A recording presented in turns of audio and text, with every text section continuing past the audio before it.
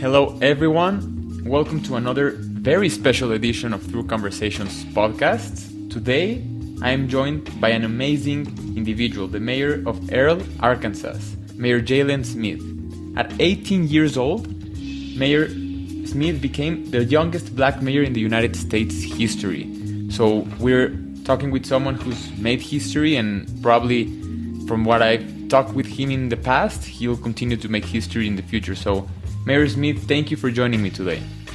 Thank you for having me. I'm looking forward to this amazing conversation. I'm very excited as well because you're setting the standard for our generations, younger generations, to become involved in our communities and lead our communities, which is very remarkable. So first off, congratulations for making history, Mayor. Thank you. It's no small feat to win a mayoral race and do so while studying high school.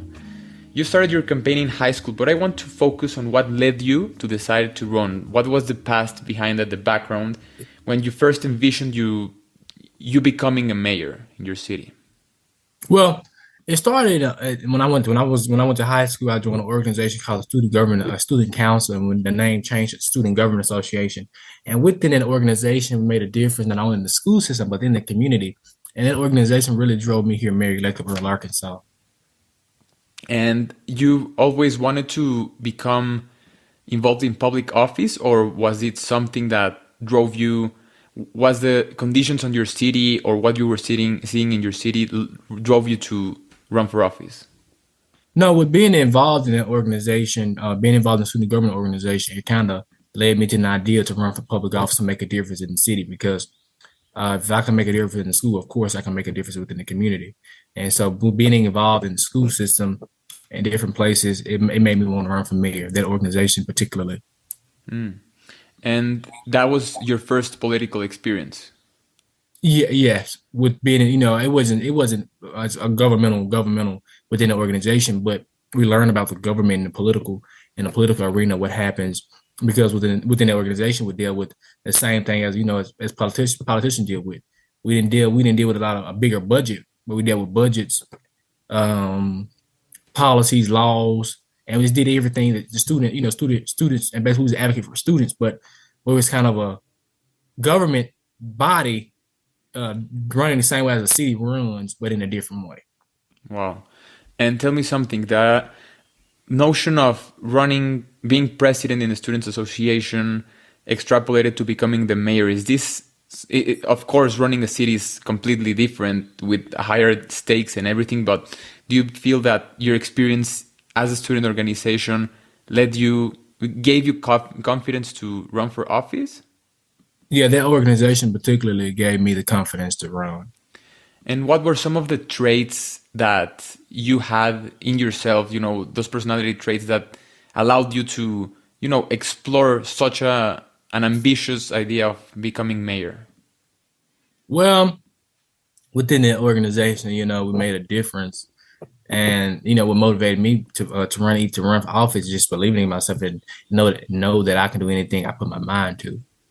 Wow. And and that's just reality. I wrote the vision, I made it plain, and it came at a point in time, such as this.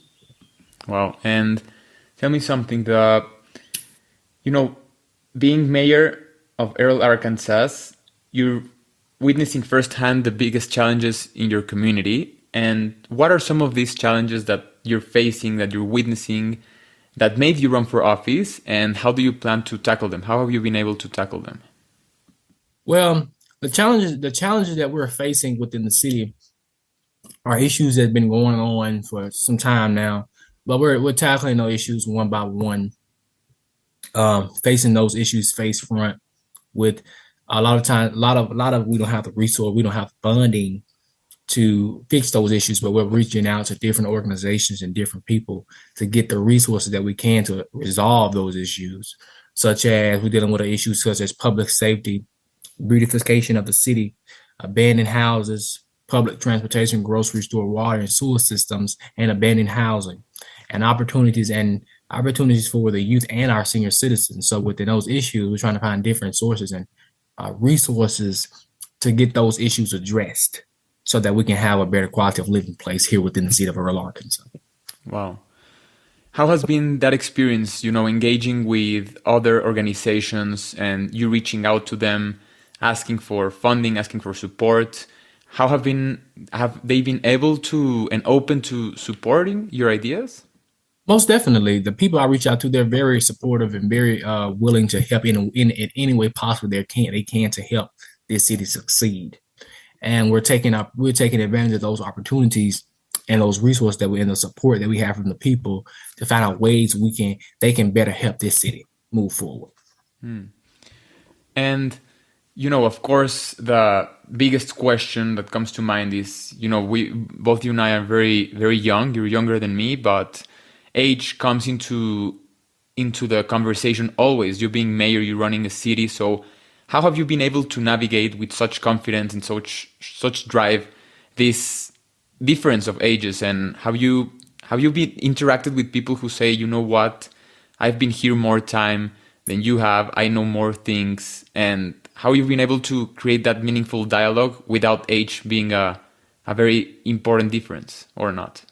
Well, with dealing with people that's older than me and being younger, it's kind of difficult to deal with sometimes, but most of the time,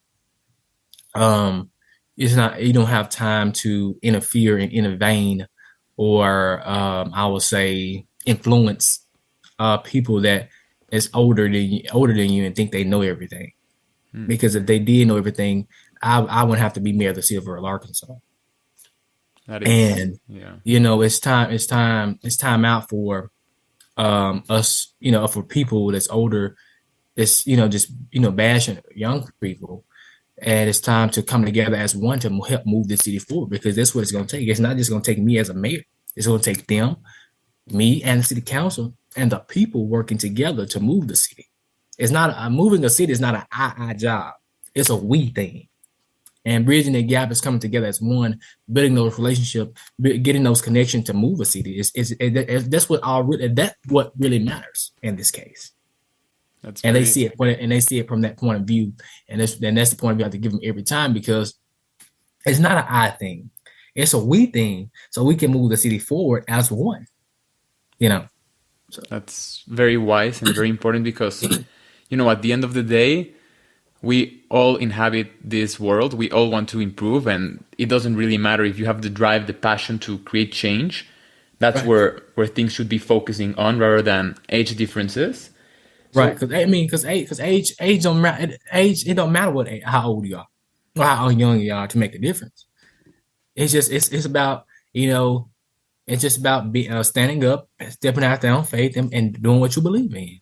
Absolutely. As the scripture says, the older people are for counseling and the young people are for war. And so I stand on that as well. But at the same time, we need both young and old people, because the wisdom that the older people can give me can help me better move and motivate me to move forward even harder.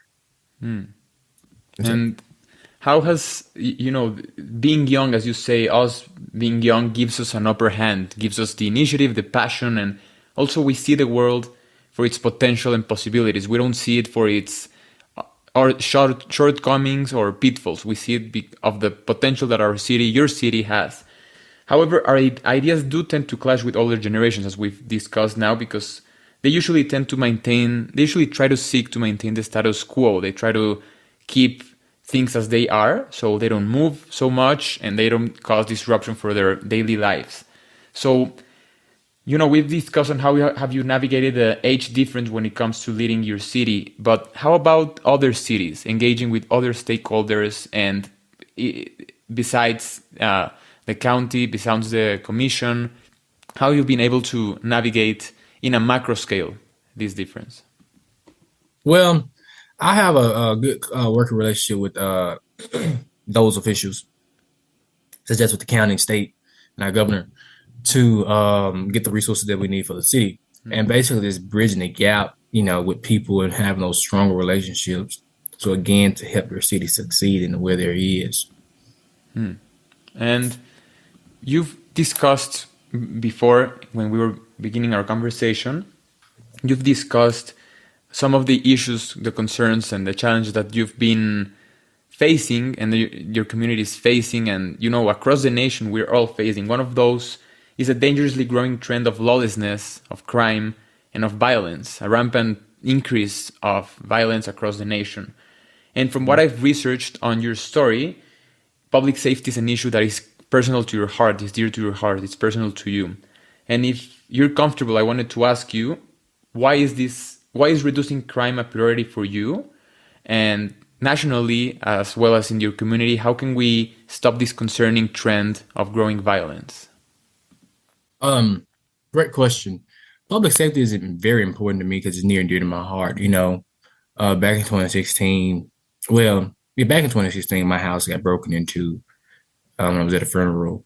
I was kind of depressed, because police officers are the people that keep us protected and keep us safe as people, because they put their life on the line every day for us. And sometimes us as people, we don't appreciate the value of them being police officers. And public safety is very important because now within the city, now as a CEO of this city, my priority is keeping everybody in the city safe and making sure that we have officers here to throughout the day. So when they call the police are there. Making sure when those police officers come to lift them up and motivate them to do better, to make the appropriate decisions, to make the right decisions, so that the police officer won't come back. And our police department is moving from a police department to a community oriented police department. We have the community involved in the police department. It's giving recommendations, ideas to help move our police department forward. Wow. And that's why the police is law enforcement particularly is very important, because they're are the people that keep us safe. Absolutely. Like you say, we have to have a strong relationship with our police, and also this openness, as citizens and as police officers, to trust each other, to trust one another, and to know that they have our backs, because at the end of the day, they do. So how has been that transition of, moving from such a difficult moment in your life, and how have you been able to build and transfer that energy into a passionate one, into a driven one of saying, I want to create change. I want to see this not continuing, this trend of violence continuing in my city. And especially, you mentioned how your police department has moved from a police department to a community police department oriented one. How has that transition been received by your police officers? It's been received good by our police officers. They're very excited and ready to move forward to more of a police community oriented police department. Because when people commit crimes that's not from this city but come over here to commit crime, our people have some kind of incentive or have some kind of input on who committed that crime, because the people will know more than the police officer when they get there. And having that police-oriented police department will help bridge the gap and getting crime solved. Wow. And the police officers are very excited, are ready to move forward with our police-oriented police department. They're ready to move forward. One of the, switching topics a bit, nationally, well, I want to drill down a bit more in violence, because the trend that you're seeing is not only in our communities, it's across the nation. So what are some of the steps we can do nationally to prevent or to lower down the crime rates, and to also create a stronger bond between police and citizens? Well, for instance, number one, we have to bridge gaps between the young people and the community and the citizens in each community, because each community is different culture there. But my mainly point to bridge the gap between violence and communities is is create more jobs. And then a lot of times it's hard to get us young people to work because we feel like we don't matter. But we have to find a way to get our young people more involved in communities. And that's what it's going to take. It's going to take our young people being leaders and not followers, and getting up and making a difference in the communities and getting involved in the communities to make a difference. Because we're all as people, we're all were born to be created as. I mean, we were born, we were created. I'll say we were created to be successful, but in a different way. And as young people, we just gotta find out what is our purpose and what are our values. Hmm. And that's what's going to move us forward to bridging that gap to reduce the crime, because a lot of crime that's been committed is young people. And even though, because when I was raised, I wasn't raised by a two parent household. I was raised by a single mother and a village of people that looked out for me and made me and wanted me to stay focused.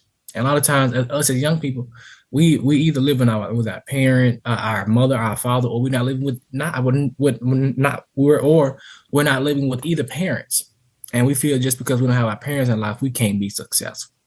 But our parents, a mother and a father want their child to be successful. If they're not in the child's life, or they're in the child's life, they still want the best for that child so they can move forward. Wow. Thank you for that answer. That's very insightful, and it's important, like you say, that not only a household but a community, building a strong community makes young people, younger generations become more involved in their future and in their success, as you say, Mayor. So Right. you touch on jobs, on bringing more jobs into your city. The way and the how of I plan to bring jobs to this community is go out and network with investors, and when go out and have those conversations, and let them know our plans of what we want, and the community, let them know our goals and how we plan to achieve those goals, because we stand our this city population is 1,800 people. Mm. And then and in the business owner mind, what do we why do we want to come to Earl? And so we have to give them that why and the how of how can they business succeed within this city. And I believe with creating jobs, we just have to find those right investors that's willing to come here and put their business here, and in the near future, their business and the city, as far as the economic side of this city, expand in the economic development side of it. Because I believe jobs going to come, a big corporation is going to come to the city and put their business, because it's going to take one big corporation to come in here and make a big economic development in the city, and everybody else, I promise you're gonna come. And we're looking for that right one, that right big corporation to come with here down in this city to build their big business. And once that big business come, I guarantee you, a whole lot more business is gonna come. And what are some of these businesses that you're trying to attract to your city? We're trying to attract, for one, we're trying to get a grocery store here back in the city. Not only a grocery store, but we're trying to get some kind of a big corporation within the city of Earle, because we have a lot of we have a lot of land, and we're surrounded by tons of farmland in this city. And so we want to get a big corporation in here and to build a big corporation that can create jobs for not only for the citizens of Earle, but citizens in the county, where Earle is at, or where Earle is. I'll say that. Hmm.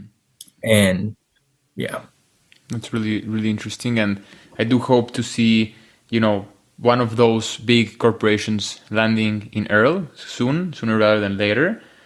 yes, me Because, too. like you say, bringing jobs and bringing prosperity to your city is one step forward for all of your community. And, when it comes to advice seeking, when it comes to people, you lending your ear to other people, who are you trying to bring into your circle? Is it family, relatives? Is it, friends? Or how are you navigating that idea of having mentors or having counsel in your life? Well, I surround myself by um, positive people that can help me um, move my city forward and keep me focused. And it's involved family members, some mayors from around the state of Arkansas, and other states and other cities that help me, kind of give me some kind of motivation And not only that, but pretty much just surrounding myself with positive people, with having a positive mindset and looking at the future Wow. of what not only Earl has, but what this nation has. That's really, really insightful. Having positive people and uplifting people in your life, more important than anything else, because they do see, like your vision of, you know, of continuity, of future endeavors. And so I'm very excited to see your trajectory as a public official. And, you've run for office, you've become mayor. What are some of the most common misconceptions or misunderstandings our generation, your generation, and my generation have when it comes to politics, when it comes to public service, when it comes to leadership? Well, the misconception when people, as far as you get into public service, as a politician, it's not about, it's not about playing the dirty card or, playing the dirty card with people. And plus, when you get elected, of course, you run as far as a party, a Democrat or Republican. But as a politician, once you get elected into this office, it's not about what party you play. If you're a Democrat or Republican or an independent, it's about the politician making a difference so that his people can succeed. And that's the main point of public service. I believe it is. What advice do you have for younger generations and future leaders who are interested in making a positive impact on the world, Mayor? I would just say, just continue to stay focused. Always believe in yourself. Believe that you can do all things, and do whatever your heart desires you to do, regardless of what people say, negative or positive about you. Just continue to move forward. Mayor, as we begin to wrap up, I have just two more questions. How do you Okay. how do you feel? How do you believe we can promote greater and better public service and more engagement from younger generations in politics? How can we become more engaged, our generations, in politics? Well, how just believing in the future. Number one, believing in the future, and believe that when we get involved in public service, that you can do it. And even though it may be hard and we may have challenges, because that's life, we're gonna have obstacles and challenges, but just getting through those obstacles and challenges is what's gonna be more greater. When you finish your tenure as mayor and you look back in time as when you were mayor, what are some of what is that vision? How does your city look like after your tenure, and 10 years from now, 50 years from now, when you see your time as a public official? What's that vision? The vision is this city is the best quality of a living city. That's pretty much how my vision see it. In the next 20, 30 years, this city is the best quality of living city, and they're thriving. Wow, that's very exciting, and I'm looking forward to that. Thank you for joining me. I appreciate your time. I know you have a very, very busy schedule, and I'm very looking forward to seeing your continued growth and seeing your city become a thriving one. Thank you for joining me.